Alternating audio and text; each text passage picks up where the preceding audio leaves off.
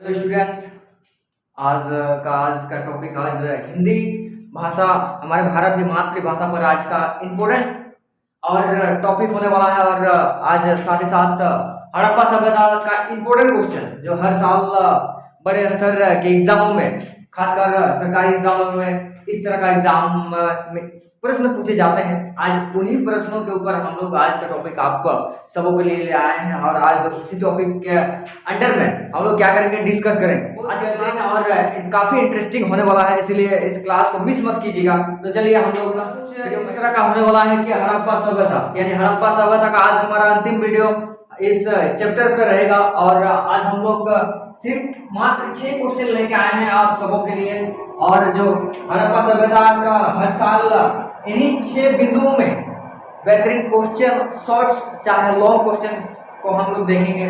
तो इन्हीं 5 से 6 बिंदुओं के अंडर क्वेश्चन रेडी किया जाता है और हर साल क्वेश्चन को घुमा घुमा के पूछा जाता है। हालांकि यहाँ पर आप देख सकते हैं कि सभी के शासनकाल यानी टाइम पीरियड को यहाँ पे एक्सप्लेन करके बताया गया है कि मार्शल हो, चाहे विलियर हो, चाहे आरंभिक काल, चाहे परिपक्व हड़प्पा हो, चाहे उत्तर काल हड़प्पा हो, चाहे किंगडम का स्टडी काल। यानी एक प्रकार देखा जाए तो यहाँ पे इन 6 बिंदुओं से हर साल वेरी इंपॉर्टेंट क्वेश्चन पूछा जाता है। तो चलिए पहले हम लोग इस 6 टॉपिकों को और 6 बिंदुओं का हम लोग डिस्कस करेंगे धीरे धीरे।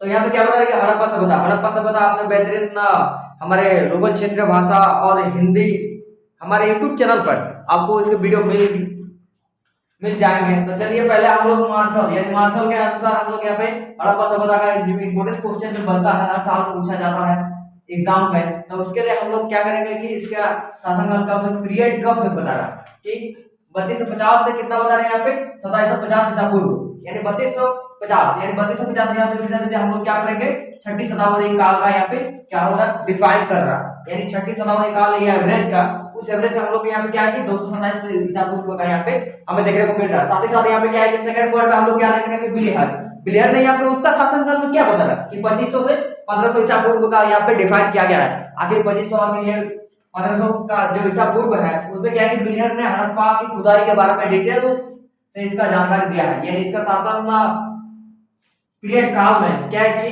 जब हड़प्पा सभ्यता में इसने एंट्री की और अपना शुरुआती क्षण में हड़प्पा सभ्यता के बारे में ये पढ़ने और जानने का इच्छुक रखा, उसी समय क्या हुआ कि ये 2500 और 1500 का ईस्वी प्रारंभ होता है। और ये बिलियर ने क्या है कि हड़प्पा सभ्यता का पूरा डिटेल्स जानकारी दिए हैं।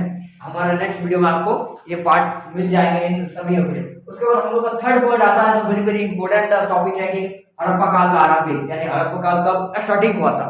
तो यहाँ पे क्या है कि स्टार्टिंग कितना बता रहे हैं कि 3500 से 2600 ईसा पूर्व के बीच, यानी यहाँ पे टाइम पीरियड क्या होता है 3500 से 2600 के बीच क्या है कि हड़प्पा का आरंभिक काल स्टार्ट हो गया था। यानी हड़प्पा सभ्यता के लोगों का जर्नी किस तरह था और किस तरह उनका जीवन जीने का तरीका था, ये सभी को क्या है कि मतलब ये कौन सा काल दर्शाता है 3500 और 2600 ईसा पूर्व।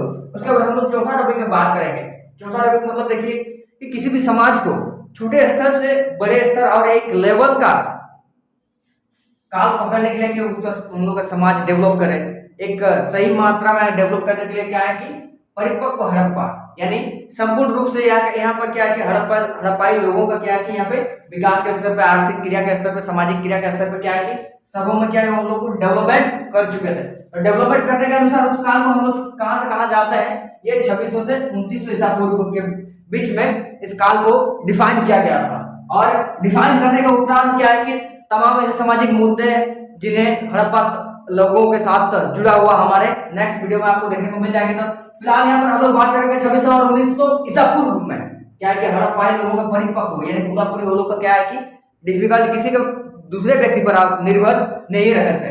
यानी एक प्रकार से देखा जाए तो विकास का स्तर बढ़ा था और वाणिज्य का स्तर बढ़ा था, आर्थिक क्रिया में सहयोग मिला था, कृषि के क्षेत्र में उनको सहयोग मिला था। साथ ही साथ सामाजिक भेदभाव को देखते हुए हड़प्पाई लोगों का क्या है कि जीवन सरल और साधारण माना गया था। उसके बाद हम लोग बात करेंगे उत्तरी हड़प्पा यानी हड़प्पा को का जो नक्शा है हम लोग देखिए कि त्रिभुजाकार में चारों नदियों से घिरा हुआ है।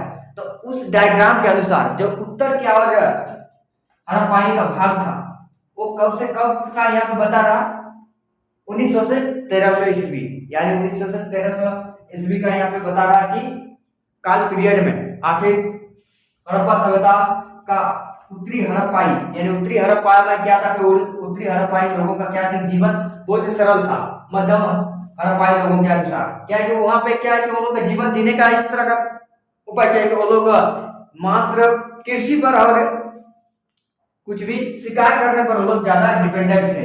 यानी एक प्रकार से देखा जाए तो उनका भोजन, यानी जब एक आदमी को अगर भोजन नहीं मिलेगा तो वो अपना सोच भी नहीं सकता है और कुछ काम भी नहीं कर रहे। यानी energy is very important for human body, तो उसके लिए क्या है कि फूड्स चाहिए। तो फूड्स के लिए क्या है कि यहाँ पे हमको इस काल को दर्शा रहा कहाँ 1900 से 1300 ईसा पूर्व, यानी विशेष रूप से हड़प्पाई लोगों क्या है कृषि पर आश्रित थे।